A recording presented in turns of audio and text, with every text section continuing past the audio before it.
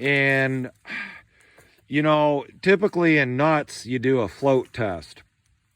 So, like for example, this was at the bottom. This didn't float. So bad hollow nuts are supposed to float to the top. That's what they mean by float test.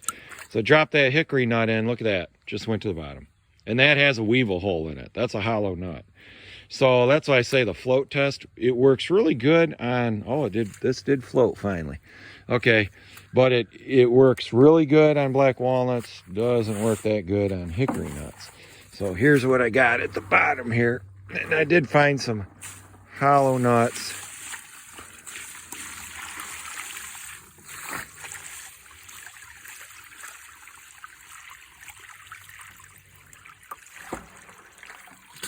What do we got?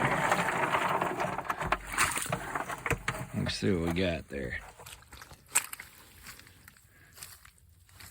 So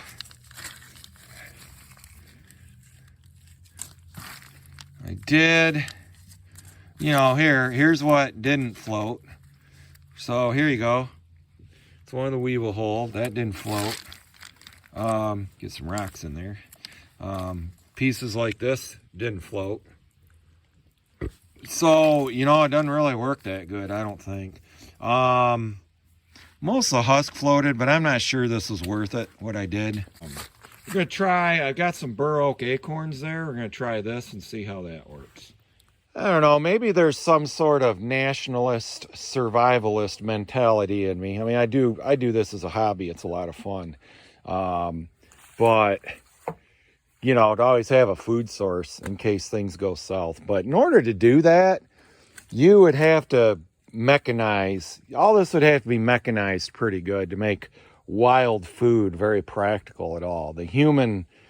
Modern humans just require far too much energy to make our brains function. You'd starve to death eating nuts and berries. It takes a real collective effort for humans to get enough food to live. Like modern human cannot live on their own.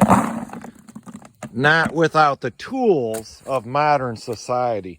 This brain size increased our energy requirement, you know, a significant amount. And, you know, like I tried to read a lot of history, like the Native Americans that were here.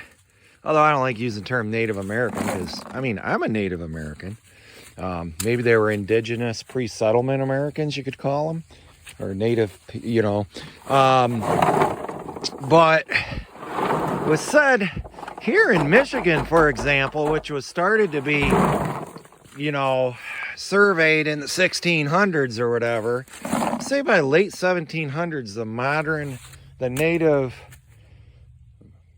you know, Indians, they were already starving to death because in order for them to survive, they had to have such a collective effort, migration routes, seasonal food sources, and as soon as European settlers disrupted that route, it had a profound effect on the efficacy of them getting enough food, you know, because it just takes a very organized collective effort to keep us alive, just to have enough energy and protein. I think, you know, energy by far, carbohydrates is your biggest limiter in everyday diet.